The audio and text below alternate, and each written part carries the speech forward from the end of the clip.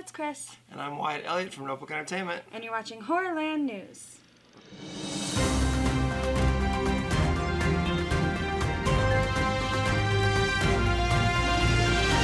We were supposed to be back last week, but we were probably sick from traveling. Yeah. Took COVID test, it was negative, so still haven't caught that.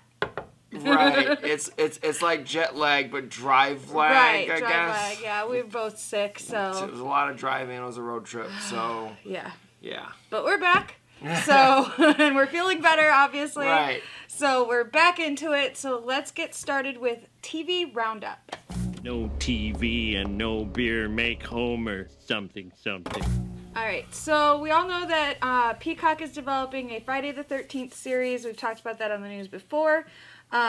Two key pieces of information have come up. While at a screening of Friday the 13th Part 3, Brian Fuller, who's the showrunner, he released two small details about the upcoming series. First, Kevin Williamson will be directing one episode. Oh, fun. So that's cool. Yeah. And here's the most awesome news. Former Friday the 13th final girl, Alice, played by Adrienne King, she's going to have a reoccurring role throughout the series. Please don't Texas Chainsaw Massacre this. Well, she's still acting. She's still, Okay. It's the same girl. It's the same girl. And she was very recently, it was 2021, she portrayed Alice in a fan film called Jason Rising. Oh, I saw that. Yeah, Okay. she was That Alice. was She Alice. portrayed All right. her, Nice. yep, she Okay. came back to be Alice. Very nice. So she's still acting. So Good. it's not like the Texas Chainsaw Yeah, where they're like, let's get this actress who's not even the original actress because she Right. died and put her in here for no reason. I'm cool with it if it's the actual person and it's the same character and everything. It's time Jason had somebody besides. Well, we what's don't his know name? if she's going to be playing Alice here. They just said that he just said that she's got a reoccurring role.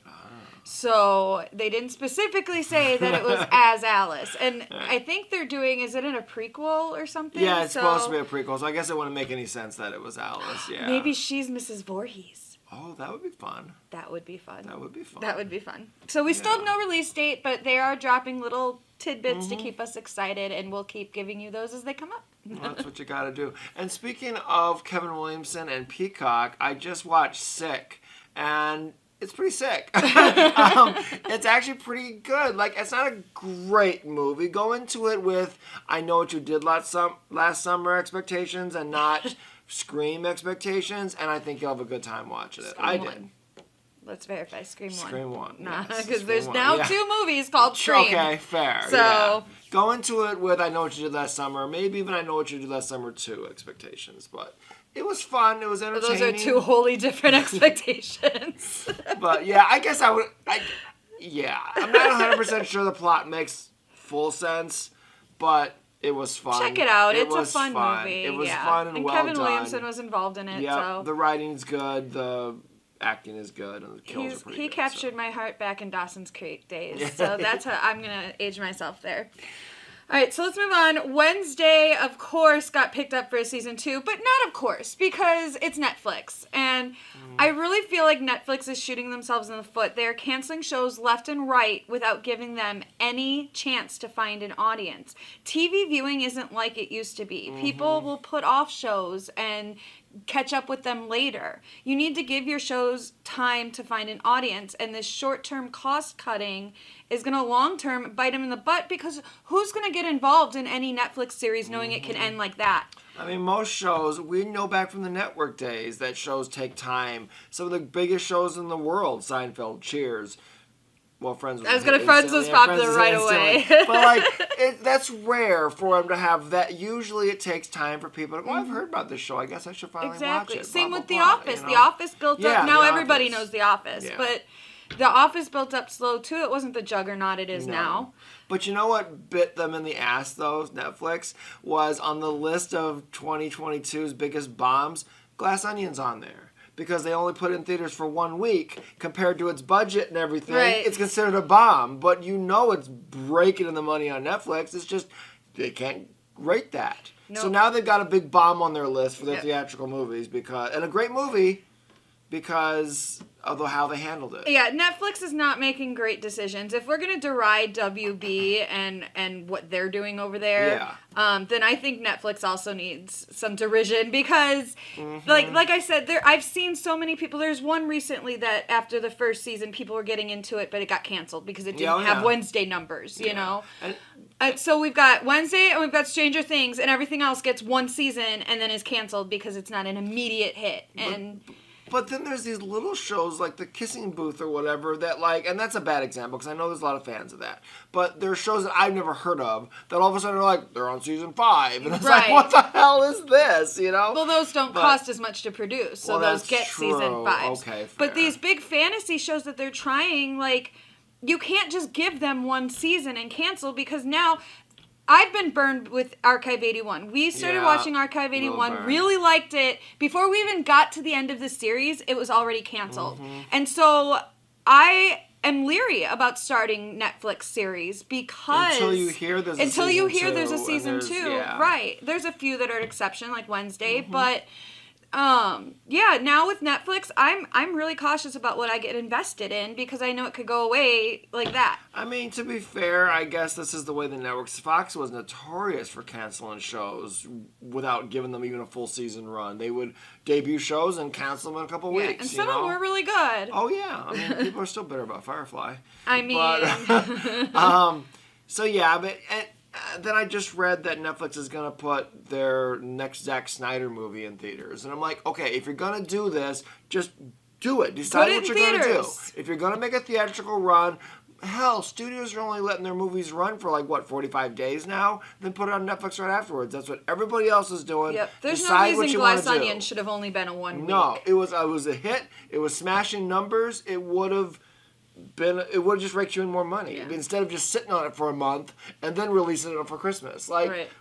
I don't know what Brainiac, decided that, but they need a demotion. My guess is some network executive thought, well, we'll put it in theaters, and that way we'll get Oscar nominations, and then that way we'll build up hype. And then people will be like, I want to see this movie. Where is it? Oh, you got to sign up for Netflix. But it didn't work that way because it was a month. You had a month of people wanting to go see this movie, and they couldn't see it. They couldn't rent it. They couldn't go to the theaters. They couldn't watch it on streaming. It was not there. And then by the time it did come out, now you got the holidays, all this stuff. Well, everyone was watching it over the holidays. It was trending hard. I'm just saying, though, in theory, it could have backfired on them. It really could have, and it still might. So let's move on to Trailer Park.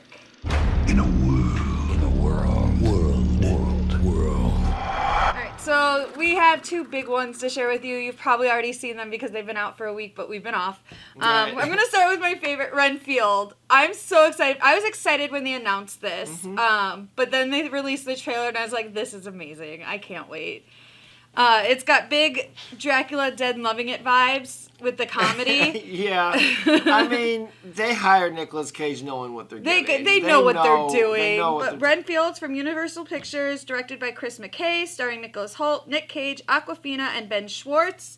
Which I love Ben Schwartz. It's got a great cast. So if you don't know, here's what it's about. Renfield, the tortured aide to his narcissistic boss, Dracula, is forced to procure his master's prey and do his every bidding. However, after centuries of servitude, he's ready to see if there's a life outside the shadow of the Prince of Darkness. If only he can end his codependency. It looks so fun. But it does look cool, though. So fun, so funny. I cannot wait. And honestly, I just want Nicolas Cage just to eat the scenery and just let loose and Nick Cage it all the way to the bank. That's what I want to see. He needs to be the Nick Cage from the Talent one. Talent, right.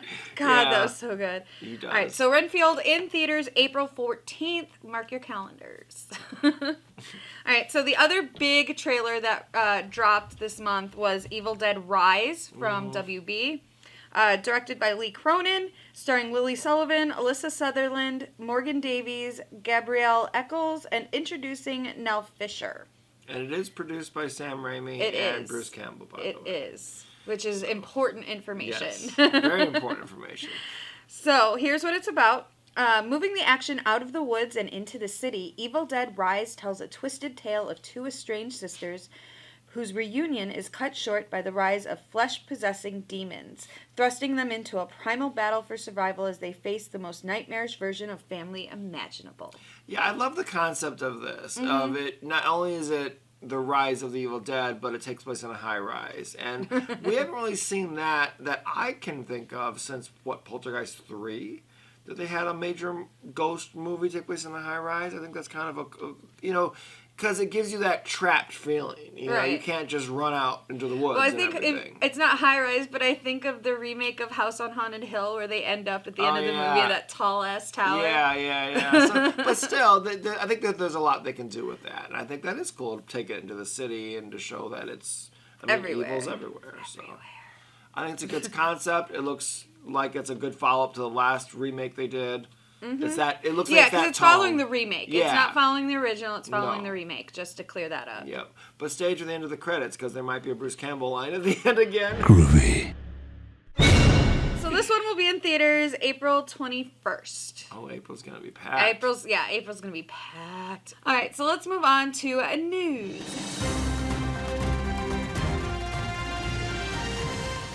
So this I'm kind of excited about.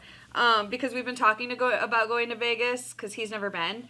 And we're going to maybe get a group of our actors with us. Go to Vegas. That would be cool. So that would be fun. This is something I want to visit when we're there. Hopefully it'll be open by then. Universal is opening a permanent Halloween Horror Nights experience in Las Vegas.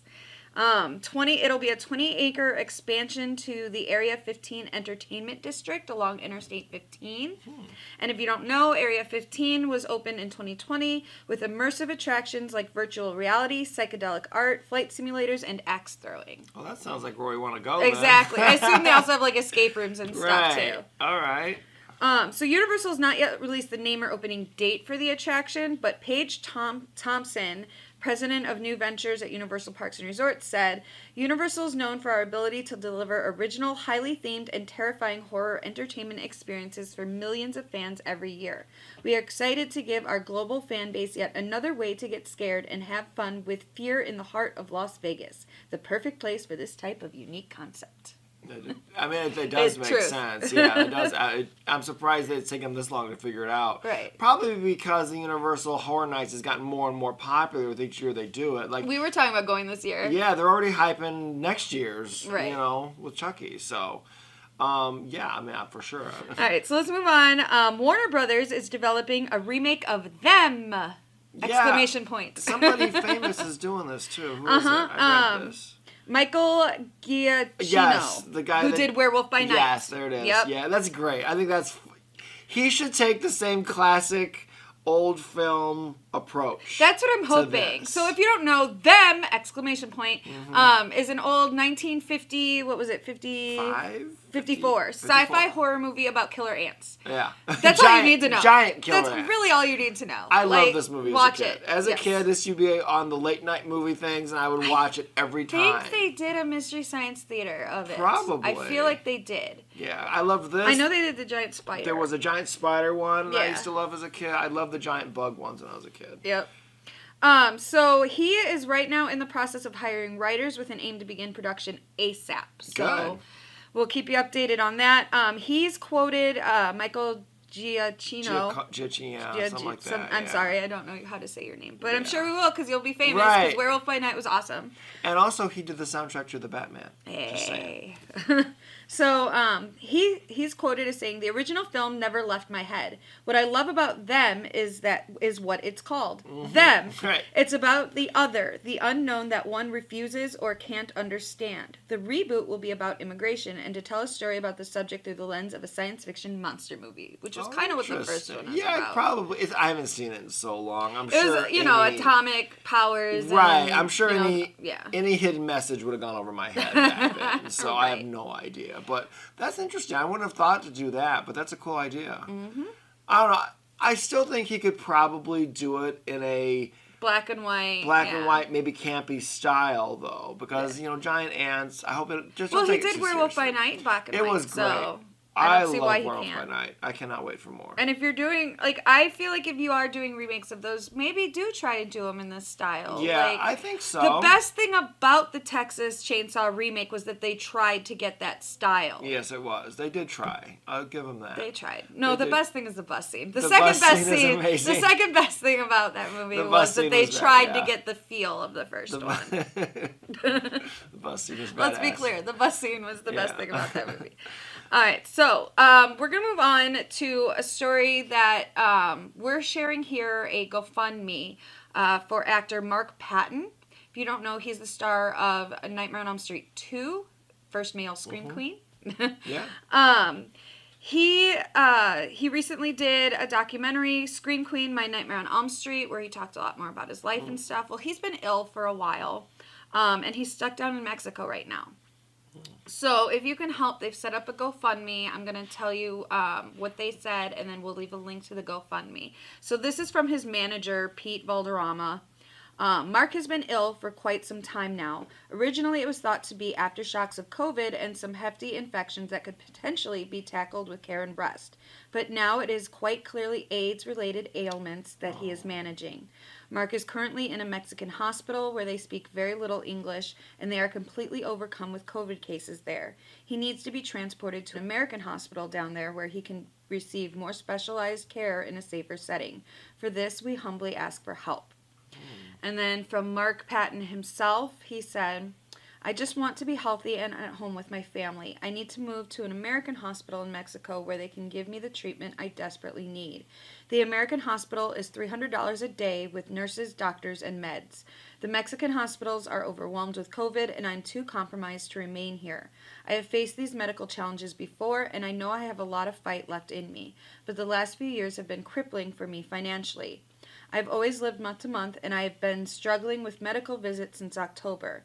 If anyone is able to contribute, it would mean a life-saving option for me to be recovering in a place that can cater to my condition. So, again, we're going to leave the link to the GoFundMe. If you can help, please do. I know they've raised a lot of money already, but ongoing health care is expensive. Yeah. Share the link if you can't support, because we get that. Yep. But share the link so maybe somebody else will see it. And there's a lot of horror fans. There's a lot of the horror community is very supportive of each other. So. Yep. And I saw Broadway Cares that they donated like $1,000 or $1,200 to him. So a lot of organizations are donating, acting organizations are donating to him as well. Good. I hope it gets moved promptly then. Yeah. So, again, please help if you can. In the meantime, we're going to move on to Indie Film Spotlight. My advice to young filmmakers, make a movie every week. Make films, no matter what anybody says, and you'll be a filmmaker. All right, so rather than a film, I actually have 2 trailers for indie films that we want to share with you. The first is called Fear from Hidden Empire Film Group. It's directed by Dion Taylor, starring Andrew Batchelor, Annie Ilanze, Ruby Modine, Ido Goldberg, Jessica Elaine, Tyler Abron, and Joseph Sikora. So this movie follows a group of friends on vacation who must face their worst fears thanks to a powerful force inside the historic hotel they've chosen for their getaway. Ooh.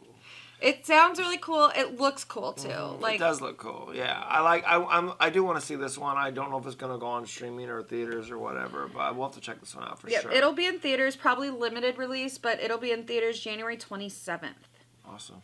So check it out. Check out the trailer and see if it's going to be playing in your area and support indie film. Agreed. All right. So the next one is from Bloody Disgusting's Screambox Factory.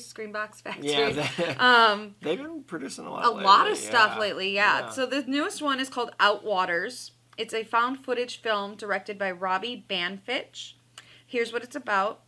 The Outwaters takes viewers off the beaten path and into their own nightmares. The film plays out over 3 memory cards found in a sun-drenched section of the Mojave Desert. The footage within is that of a foursome who set out to make a music video while camping, led by a charismatic LA filmmaker. Their trip starts out uneventful, though their peace is occasionally disrupted by unexplained sounds, vibrations, and unnatural animal behavior. Then, one night, everything changes, sending the foursome on a mind-bending trip through terror. I can definitely see the Blair Witch influence. Oh, for sure, for sure. I do like the way it's memory cards and not VHS tapes anymore. Gotta update. Like, that's a modern thing, and I realized the Blair Witch was really old, but I noticed a lot of the other ones, and, you know, they always find videotapes, But it should be memory Who's got a cards. VCR? Yeah. Oh, I do. I have Well, a VCR. But it should be memory cards now. You know, like even Archive, he was putting together the old VHS Right. tapes and stuff. You know, like That's the part I like though, because that makes sense if you're gonna find old shit that it's yeah, gonna be on like old haunted technology. shit, right? But that's this is their footage, so it yeah, should be on memory cards. It just happened recently, Right. is what I'm gathering. Versus like, oh, this was found years ago. Exactly. But that is because old stuff is creepy, and let's face it, VHSs are old now, so that's how you get. Creepy. Plus the old footage, the way it always looks, and VHS is a creepy format. Yeah, for sure. especially when like the tape would get fuzzy or whatever, and you'd be watching Yep. a movie, and then all of a sudden fuzz. And you know what else? I think a VHS brings us back to, at least for me, when you're a kid, when you would see like Faces of Death, and it's on this VHS tape, you're not supposed to have Feels it. forbidden. It's so creepy, and you watch it. It's like DVDs don't have that magic. No, they do. Yeah, the trailer Yeah. for this one though, it's it takes a minute to get going because Yeah. it's like tooting its own horn at the beginning of the trailer. But stick with it. It'll be in theaters February 9th, and then it'll be exclusively on Screenbox. Oh, sweet. Okay, So that makes sense. that's where you can find them. All right, so that's all we've got for you today. We'll be back next Monday. We've decided we're going to move the day to Monday Yep, for Horrorland news. it makes sense. Plus, for our yeah, that way schedule. we can capture any news that happens over the weekend. Right. And throw it in last minute. Exactly. So Mondays from now on, we're going to be Horrorland News. We will have this week our review of Megan out Wednesday or Thursday. And then hopefully this week we will have our next slasher advocate for Scream. We plan on filming that, I think, Tuesday. So, Scream 3, right? yeah, Scream Yeah. 3. Roman Bridger. Yeah. He's an easy one to defend, but it's a hard topic to talk about. I say this in my slasher advocate too, but like, Scream 3 is thought of as such a campy movie, but it's like the most dark of them all if you really think about if you it. think about it, yeah. It's not presented darker. No, but if you think about what's happening It's and what he's saying, dark. it's like, oh, okay. Some messed up stuff. But that's horror for you, so. All right, guys, I guess that's all of us have for today. Welcome back. Thank you for sticking around with us. Hello to our new subscribers. If you want to stay up to date, please like, subscribe, and to stay up to date, you got to hit the bell. So I said that wrong, but that's okay. Ding-a-ling. Ding, ding.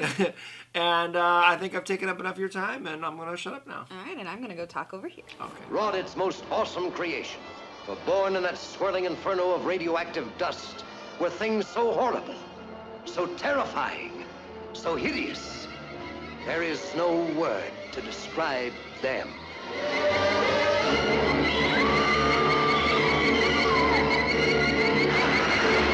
We may be witnesses to a biblical prophecy come true.